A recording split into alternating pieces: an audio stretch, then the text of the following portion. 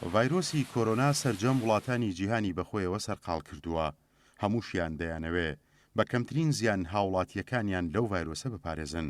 هەرێمی کوردستانیش هەموو هەوڵێکی خۆی خستووەتە گەڕ تا کوردستانیان پارێزراو بن و ڕێگە لە بڵاوبوونەوەی ڤایرۆسەکە بگرن.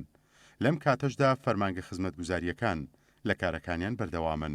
بەڕێوەبەری خزمەتگوزاری شارەوانی سلێمانی دەڵێت هەموو هەوڵێکە دەین تا پاک و خاوێنی شار بپارێزین و بەردەوامیشە بین. خۆپاراستن و پاک و خاوێنی بەشێکە لەم هەڵمەتێکی ئیسا حکومەتی هەرێمەیکە ئێمەش بە خۆشحاڵیەوە تیمەکانمان لە بەرەبەیانی ئەمڕۆ دابەش بوون بەسەر شەقام و کۆڵانەکانە بۆ پاکردنەوەیان هەروەکو بەڕێستان ئیسا بە شەقامەکانە بگەڕێن ئەبینن پاک و خاوێنەیەکی باشی پێوە دیارە. هەرچەندە بۆ ماوەی 48 سەعات هاتوچۆ و هاتنە دەرەوەی هاوڵاتیان ڕاگیراوە، بەڵام هێزە ئەمنیەکان و بەرگری شارستانی هەر لە خزمەتی هاوڵاتیاندان و لە فەرمانگە و سەرشەقامەکانن بۆ بەهاناوە چوون و ڕێنماییکردنی خەڵک.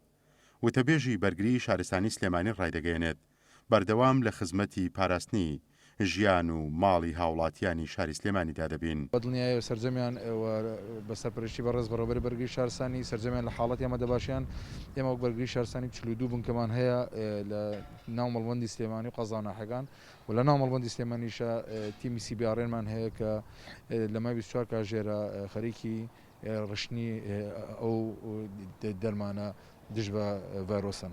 هیچ جۆرە پشوویەک ئێمە ناگرێتەوە و تیمەکانمان لە حاڵەتی ئامادەباشیان بۆ ڕوبەڕووبوونەوەی هەز ڕووداوێکی نەخوازە ئەگەڕ بەدەر لەم هەڵمەتە خۆ دەزانی ئەرکی ئێمە پاراستنی سەر و ماڵ و هاوڵاتیان لە کاتی بوونی ڕووداوی ئاگرە یاخود هەز ڕووداوێکی نەخوازرا و دەست بەجێ تیمەکانمانە بێت کەواتە ئیشی ئێمە ئەوەیە کە بە درێژایی ئەم ماوەیە خزمەتی هاوڵاتیانی شارێکی خۆمان بکەین. بەردەوام لیژنەی چاودێریکردنی بازاڕ و نرخی شمەک و کاڵای هاوڵاتیان لەژێر چاودێری وردی لیژنەی چاودێریدان. لە ئێستاشدا زیاتر ئەو لیژنەیە لە شاری سلێمانی کاراترە و بەڕێوەبەری چاودێری بازرگانی سلێمانیش ڕایدەگەیەنێت کە لیژنەکانیان زیاتر لە ڕۆژانی ڕابردوو لە کاتی ڕاگررتنی هاتوچۆدا چاودێری نرخ و بازاڕەکەن و هەر کەس نرخ بەرز کاتەوە سزا دەدرێت.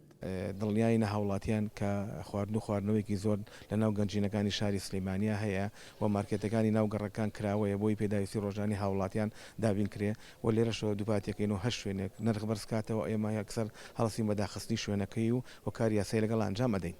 دوێنێ شەویش بە هەمان شێوە چەندەها شوێن کە بابەنەوە بە ڕێنماکان و داخراوە و ئێستاش لیژنەکانمان بە هاوبەشی لەگەڵ لیژناوە بەشەکانیشە کە نوێنەری ئێمەشی تیا و بە دەر لە لیژنەکانی خۆشمان سەردانی ناو بازاڕەکان ئەکات بۆ بەداچوێنی ئەو شوێنانە کە پێداویستی ڕۆژانی هاوڵاتیان دابینەکەن. مانەوە لەم چەند ڕۆژە لیژنەکانتان زیاتر و زیاتر لە ڕۆژانی زۆر زیاتریش لەبەرەوەی ئێستا داوامەکەمان کردووە بە 24 سعاتی هەموو لیژنەکان ئاگادار کراونەتەوە هەتا دوێنێ شەویش کە ڕۆژی هینی بوو ئەو شتە ڕوویە ئێمە وەکو خۆمان لیژنەکانمان سەردانی سەرجەم شوێنەکانی کردو و کاری پێویستی بەرامبەر شوێنەکان کە ئەنجام باوە کە سەرپێچیان کردووە.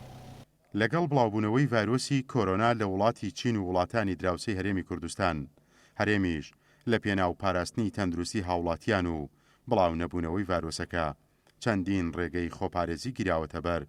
ڕاگررتنی هاتوچۆ بۆ ماوەی 48 سەعات ئەویش بۆ پاراستنی ژیانی کوردستانیانە. ڕێوشوێنە تەندروستیەکان هەمووی گیراوەتە بەر، تەنیا ئەوەندە ماوە بڵێن خوا کوردستان بپارێزێ. پێشڕۆ مەجید، گەلی کوردستان، سلێمانی.